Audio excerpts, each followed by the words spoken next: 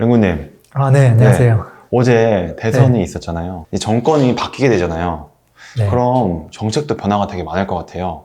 네, 완전 뒤집히죠. 어떤 큰 변화가 있을까요? 세 가지만 말하라고 한다면은, 첫 번째는 세금 완화, 두 번째는 대출 완화, 규제에 대한 완화죠. 네. 세 번째는 완화할 게 너무 많아서 네. 그냥 부동산 전반적인 규제 완화. 이 세 가지가 핵심 쟁점이 되지 않을까 싶어요. 그래서 기존에는 워낙 부동산 가격이 많이 오르기도 했지만 여당의 어떤 기조 자체가 부동산 규제 측이었잖아요. 네. 이제 여당이 되겠지만 규제가 아니라 완화를 그동안 주장을 많이 했었던 정당이잖아요. 네. 근데 지금 규제했던 것들이 다 어느 정도 실패로 결과가 나오면서 국민들의 니즈가 규제 완화다. 그 팻말을 들고 지금 나왔으니까, 그리고 나와서 당선까지 됐으니까 아마도 모든 규제를 완화하는데 총력을 펼치지 않을까 싶습니다. 앞으로 이제 야당 의석수가 네, 172석이에요. 네, 의석수가 많다 보니까 네, 대통령이 바뀌어도 네. 할 수 있는 게 많지 않다. 또 그런 이야기가 있더라고요. 대부분의 규제를 완화할 때 뭐 세법 규정을 좀 정비해야 된다거나 모든 것들이 다 국회 입법을 통해서 통과해야지만 적용될 수 있는 것들이 대다수거든요. 그러니까 그 이야기도 일부 맞는 이야기죠. 과거에 노무현 정권에서 이명박 정권이 바뀌었을 때도 네. 그때 이명박 정권에서 되게 많은 규제를 풀려고 노력했지만 거의 임기 마지막쯤 돼서야 실질적으로 풀렸거든요. 지금 정권도 그렇게 될 가능성도 없지 않아 있죠. 그래서 아마도 국회 입법과 입법을 통과하지 않아도 뭔가 규제를 완화할 수 있는 부분들은 아마 뭐 시행령을 좀 수정한다거나 네. 뭐 일부 조례를 좀 수정한다거나 뭐 그 정도일 거예요. 그걸 통해서 약간 규제를 완화한 효과를 내려고 노력하지 않을까 그렇게 생각이 좀 됩니다. 당장 피부로 와닿는 변화는 네. 뭐 크지는 않겠네요. 일단 세법에 있어서는 당장 크지 않을 수 있다. 왜냐하면 우리가 취득세, 보유세, 양도세 지금 다 걸려 있거든요. 네. 그리고 취득세도 무주택자는 아예 뭐 취득세를 안 내게끔 해주겠다 뭐 그런 이야기도 있었고 또는 뭐 1% 다주택자분들도 너무 복잡하게 돼 있기 때문에 좀 심플하게 해주겠다 그런 얘기 있었지만 네. 전부 다 세법 개정이 돼야 되는 부분이고 그 다음에 종부세도 지금 재산세만 살려두고 거의 뭐 통합이라고는 했지만 사실은 폐지에 가깝거든요. 종부세 폐지하는 것도 그냥 되지가 않거든요. 네. 양도세도 마찬가지고 다만 이제 할 수 있는 것들이 양도세 완화 효과를 주려면 어떻게 해야 될까? 지금 조정지역 아닌 걸 풀어주면 되잖아요. 네. 그럼 그런 부분들은 사실 국토위 그 위원회에서 땅땅땅 하면 되는 부분들이거든요. 그런 것들 좀 하게 하려고 할 거고. 근데 그것도 각 지자체가 만약에 현재 그 당 자체가 스스로 풀어달라고 제안이 들어와야 될 거 아니에요. 네. 근데 그게 이제 기존에 여당인 지역들도 있고 야당인 지역도 있을 거란 말이에요. 이제 거기에 따라 의견이 다르게 올라올 거고 의견이 올라왔을 때 아마 결정들이 좀 될 수도 있겠다 싶어서 일부 이제 피부로 와닿지 않을 수는 있지만 와닿게끔 최대한 하려고 하지 않을까 싶어요. 랭구님, 그럼 이제 네. 앞에 내용을 다 종합했을 때 제일 중요한 게 서울 집값이잖아요. 네. 앞으로 서울 집값 오를까요, 내릴까요? 그거는 질문 몇 가지만 해보면 된다고 봐요. 네. 자, 첫 번째. 앞으로 수요가 늘어나야 되잖아요. 네. 수요가 늘어날까요? yes, no에서 답을 어떤 걸 할 수 있을까요? Yes. yes, 왜? 일단 계속 집을 돈이 네. 없어서 못 사는 거지 네. 사고 싶어 하는 사람은 계속 많은 것 같아요. 제가 제일 처음에 했던 이야기가 세 가지였거든요. 네. 세금에 대한 완화, 그 다음에 대출 규제 완화, 네. 그 외에 이제 규제 완화였잖아요. 네. 두 번째 항목이 대출 규제 완화죠.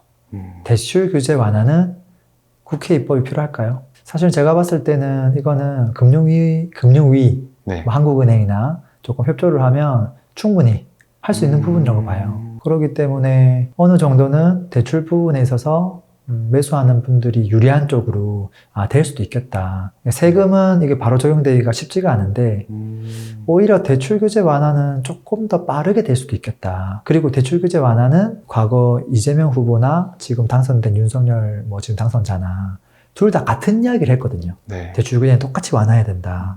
같은 입장이기 때문에 이거는 통과될 가능성도 어느 정도 있죠.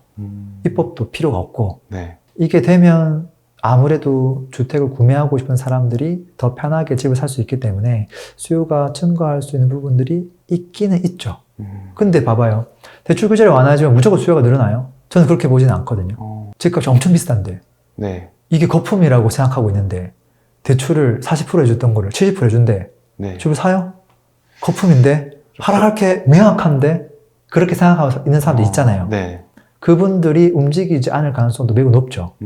그래서 저는 수요가 늘어날 수 있는가 이 부분에 있어서는 사실 수요는 대중을 말하는 건데 네. 이 대중은 가격이 오르면 사고 싶어요. 내리면 안 사고 싶어. 그게 그 솔직한 마음이에요. 네. 그래서 대출 규제 완화 조금 해줬다고 해서 수요가 바로 생기지 않는다고 생각해요. 그래서 저는 이거는 세모에 가깝다. 저는 그렇게 생각합니다. 네. 세모에 가깝다. 두 번째 질문은 뭐냐면 수요 만만치 않게 공급도 중요하잖아요. 네. 그래서 공급 부분에 있어서 지금 과거 이제 공약 자체가 뭐 200만 원 이상 지금 공급해주겠다 이거잖아요. 네. 250만 원. 그러니까요. 어쨌든 공급을 할 확률이 매우 높죠. 네. 공급이 많아지면 무조건 집값이 안정화되거든요. 근데 공급을 언제 하냐는 거죠. 이제 하겠다라는 거잖아요. 네. 그래서 단기적으로 봤을 때 공급 측면에 있어서 지금 사실은 과거 3년보다 앞으로 3년이 공급이 너무 작아요. 수도권만 봤을 때는. 공급 측면에 있어서는 많지가 않다. 이렇게 답을 하는 게 맞을 것 같고 좀 중기적으로는 지금 실행하고자 하는 것들을 잘 준비해서 한다고 하면 중장기적으로는 공급이 많아질 여지가 있다. 이렇게 좀 판단이 됩니다. 그 다음에 마지막 거래 질문 하나 더 하면 거래가 활성화될 것인가 이거거든요. 네. 활성화될까요? 이것도 약간 그럼 세모 아닐까요? 집을 팔려고 하는 사람들이 좀 많이 생겨나야 되고요. 네. 근데 세금을 좀 낮춰줘야 팔 거 아니에요. 네. 근데 2년 정도 유예해주겠다고 했거든요. 근데 유예는 어떤 게 있냐면 2년 유예했다가 2년 지나잖아요. 연장하는 경우가 많아요. 연장 몇 번 해주면 어떻게 되는 줄 알아요? 없어지는. 중간은 없는 거예요. 그러다가 이제 중간은 의미가 없습니다 하면서 없애거든요, 보통. 분양가 상한제 이것도 유예하다가 나중에는 거의 없는 것처럼 돼버렸었고, 그러다 다시 실행을 했었고, 그런 것처럼. 어쨌든 그렇게 해주면 물건들이 나오긴 할 거예요. 근데 네. 중요한 건 사는 사람이 생겨나야 되잖아요. 집을 살려고 하는 수요는 분명히 있죠. 이 사람들 입장에서는 대출 때문에 못 샀던 게 있기 때문에, 그래도 금액이 좀 저렴하게 물건들이 많이 나와서 경쟁을 통해서 저렴하게 나오면 아무래도 누군가 이걸 사겠다. 그래서 지금 최근 3개월보다는 그래도 거래가 조금 늘어날 수 있겠다. 저는 그런 생각이에요. 네. 그래서 첫 번째 질문은 수요에 대한 질문이었고, 두 번째는 공급이었고, 세 번째는 거래 부분이었어요. 네. 그래서 우리가 모니터링을 좀 해봐야 될 텐데, 수요에 있어서는 당장은 신축 아파트, 청약 경쟁률하고 미분양이 어떻게 되는지 좀 확인해 보면 좋을 것 같고, 두 번째 공급은 입주 물량이 나와 있으니까 확인해 보면 되고, 거래는 이제 거래가 얼마큼 되는지 조금 지켜보면 되지 않을까 싶어요. 그리고 한 가지만 더 살펴보려고 한다면 전세 가격은 앞으로 더 오를 것인가? 라는 질문에 있어서 어떨 것 같아요? 오를 것 같아요. 공급은 지금 당장 없는 건 맞기 때문에 네. 전세 가격이 떨어지기는 힘들 것 같아요. 전세 가격은 안정적으로 우상향할 가능성이 매우 높다. 네. 그래서 방금 얘기한 걸 좀 요약해보면 네. 아까 수요가 세모잖아요. 네. 세모라고 친 이유가 우리가 항상 과거에 5가지 지표 확인할 때 네. 사실 수요하면 떠오르는 게 청약 경쟁률하고 미분양이었거든요. 근데 요즘에 청약 경쟁률이 조금 주춤해요. 뭐 옛날에는 100대 1 나오던 것들이 지금은 20대 1 이렇게 나오거든요. 큰 문제가 있는 건 아니지만 네. 확실히 줄어든 건 맞기 때문에 그래서 그 부분을 제가 세모를 친 거예요. 굳이 그걸 디테일하게 점수화시키면 원래 1점, 1점, 2점을 줘야 되는데 네. 그냥 청약 경쟁률 때문에 0.5를 준 거죠. 그래서 미분양은 여전히 미분양이 없기 때문에 1점 하면 1.5점 되는 거고 아까 공급 부분에 있어서는 여전히 공급이 부족하니까 1점 준 거고 거래 같은 경우는 원래 뜸했는데 앞으로 살아날 가능성이 있잖아요. 네. 그래서 예스에서 1점을 준 거고요. 마지막으로 전세 가격 자체도 공급이 부족하니까 입주 물량이 적어서 상승할 가능성이 있기 때문에 우리가 예스를 준 거고 그래서 1점 준 거예요. 합쳐보면 4.5점 정도 줄 수 있겠다. 5점 만점에 이제 그렇게 본 거죠. 대모님, 네. 4.5점이면은 네. 또 크게 상승한다는 이야기 아닌가요? 뭐 점수만 놓고 보면 그럴 수 있는데 저는 약상승 정도 하지 않을까 생각합니다. 또 약상승으로 또 네. 생각하신 이유가 있을까요? 왜냐하면 우리가 그 5가지 지표 중에서 기본적으로 이게 뭐 4점이냐 5점이냐 뭐 만점이냐 그거를 보고 얘가 엄청 많이 오른다라고 생각하는 기준이 아니라 하락할 여지를 체크하는 지표거든요. 네. 물론 이걸 역으로도 생각할 수 있긴 한데 이 5가지가 전부 다 no, X로 나오면 하락할 여지가 매우 높아지는 건데 상승을 결정하는 건 결국은 가격이거든요. 네. 근데 지금 서울 뭐 비롯해서 수도권에 있는 아파트 가격 자체가 과한 건 사실이거든요. 그러니까 이렇게 과한 상황에서 아무리 떨어질 확률이 낮다는 거지 급등할 확률이 매우 높다 이런 이야기는 아니거든요. 그래서 가장 중요한 지표는 사실은 가격이지 않을까.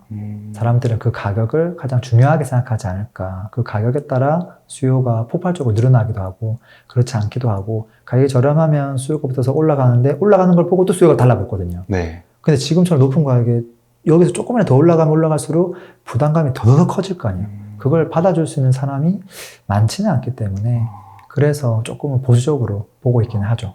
특히나 이제 수도권 같은 경우는. 그럼 서울 수도권이 가격이 네. 과하다는 거는 네. 어떻게 비교해서 나올 수 있을까요?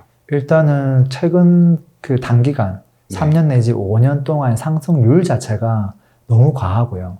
그 다음에 다른 도시들하고 비교해 봤을 때 그래도 수도권이 안 비싸네? 이런 판단이 들어야 되는데 네. 제가 봤을 때는 저렴하다는 판단은 들지 않거든요. 예를 들어서 서울에 있는 강남하고 비교할 수 있는 곳은 지방에 없어요. 네. 근데 수도권에서 경기도 외곽 이런 곳들은 얼마든지 지방이랑 비교해 볼 수 있어요. 경기도 외곽은 무조건 매매 가격도 그렇지만 뭐 지방에 있는 광역시보다 저렴해요. 그리고 지방 소도시보다는 조금 더 비싸고. 근데 그 친구들하고 비교해 보면 지방 소도시보다 훨씬 큰 상승을 했고요. 지금 과거에 똑같이 2억을 10년 내도록 하던 아파트들이 1억 이상 차이 나 있어요.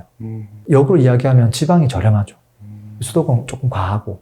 그래서 많은 사람들이 비조정인 지방에 관심을 많이 가지고 있고 그만큼 관심을 덜 가지고 있는 이유도 다 가격에 있죠. 랭구님, 그리고 지난 정권에서는 네, 약간 핵심 키워드가 네, 똘똘한 한 채였던 것 같아요. 맞아요. 제가 한 3년 넘게. 네. 그럼 앞으로 차기 정권에서는 네. 부동산 핵심 키워드가 무엇이 될까요? 최근 3년 동안 똘똘한 한 채가 된 이유는 규제를 너무 많이 하고 많이 가지고 있으면 그거에 대한 규제가 너무 심하니까 그래, 그럴 거면 차라리 하나만 가지자. 근데 하나만 가질 거면 좋은 거 가지자. 그런 컨셉이잖아요. 네. 근데 이제 그게 앞으로 과연 지속될 수 있을까? 그 지속되려면 여러 개를 가지고 있는 사람들에 대한 부담감이 굉장히 과중도가 높아야 돼요. 근데 지금 현재 나와 있는 내용을 봤을 때는 양도세 중과도 유예해주겠다. 그 다음에 종부세 거의 폐지 쪽으로 이야기 나오겠다. 그 다음에 공시가격이 지금 엄청 급등하고 있는데 이 시장 가격률을 지금 낮춰주겠다. 뭐 이렇게 있거든요. 네. 심지어 뭐 2020년 수준으로 롤백하겠다. 뭐 이런 이야기도 네. 있고 지금 있기 때문에 부담감이 줄어들면 기존에 갖고 있던 사람들이 이걸 팔지 않을 확률이 매우 높아진다. 더불어서 좋은 거 한두 개 가지고 있는 사람들이 여유가 많은 사람들은 똘똘한 걸 한두 개 더 살 수도 있다. 그런 생각이 좀 들어요. 그래서 이제 앞으로는 똘똘한 한 채 시대는 점점점 저물어지지 않을까 싶긴 해요. 물론 과도기가 있을 것 같긴 해요. 네. 그래서 분명히 처음에는 관망하고 지켜보는 시기가 있을 것 같고요. 그동안 뭔가 자금을 조금 확보해 두는 그런 기간도 좀 있을 것 같고, 이게 시간이 지나서 그 약간 세법 규제들이 진짜 적극적으로 풀리는 순간, 그때 아마 똘똘한 여러 채? 그게 트렌드가 되지 않을까. 왜냐하면 누군가는 지금 급하게 똘똘한 거를 하나 더 사지 않을 거예요. 왜? 불확실하니까. 네. 근데 지켜보다가 뭔가 확실하게 풀린다.